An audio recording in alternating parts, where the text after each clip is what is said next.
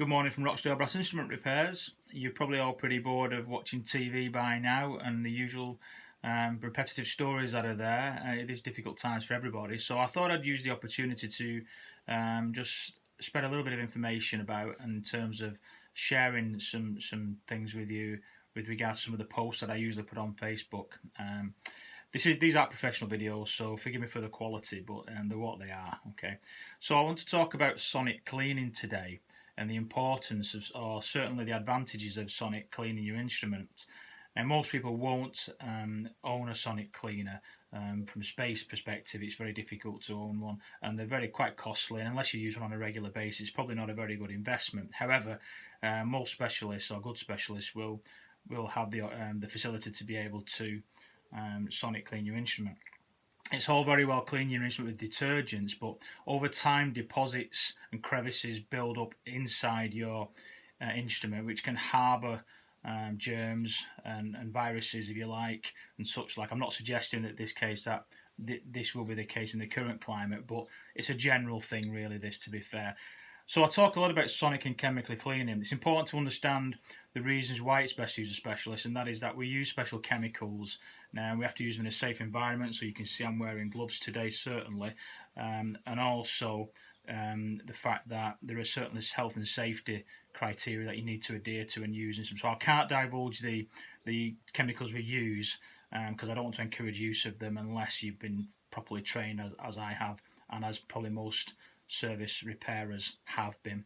So the reason I've decided to do this today is because I was given a cornet yesterday, which is actually a new cornet, and I thought I'd try something out. So it may or may not work, this, but from my knowledge so far, I believe it will. So I've got a new cornet. I'm just going to show you this cornet.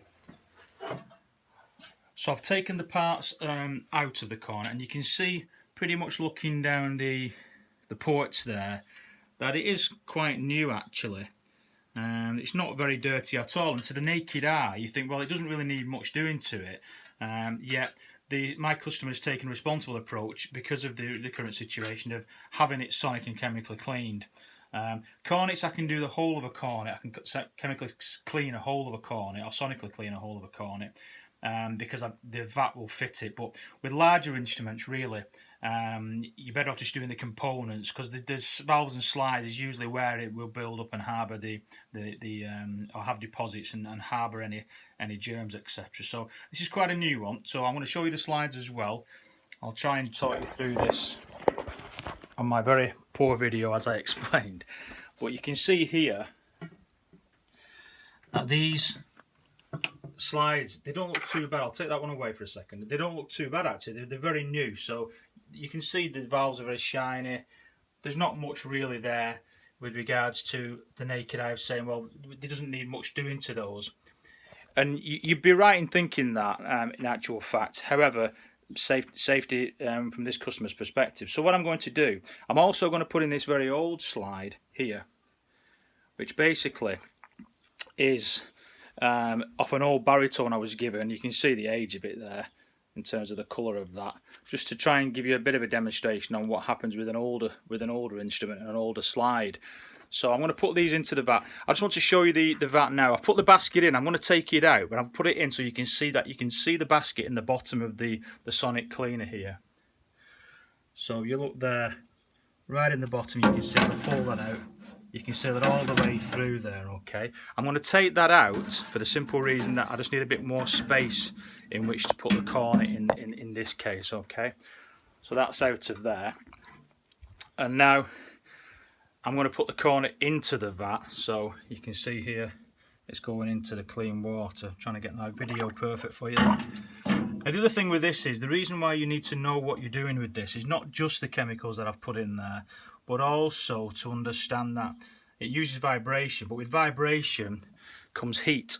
So where you've got heat, you have to be very careful with silver plated instruments, and in particular with lacquered instruments, because you can actually strip the lacquer and cause serious damage to the instrument. Now, some of these may discolour when I've put them in and when I pull them out later, but we have ways of working with that in terms of just taking off any deposits and any ionisation on the slides, etc. So I'm going to put these slides in as well. So just try and do it so you can see what I'm doing here. So all the slides are going in here as well, including the old slide, as I mentioned earlier. Okay. And then what I'm going to do, I'm going to give that 15 minutes. So the slides, you have to be very careful with the slides as we put those. We don't want to certainly not drop them in.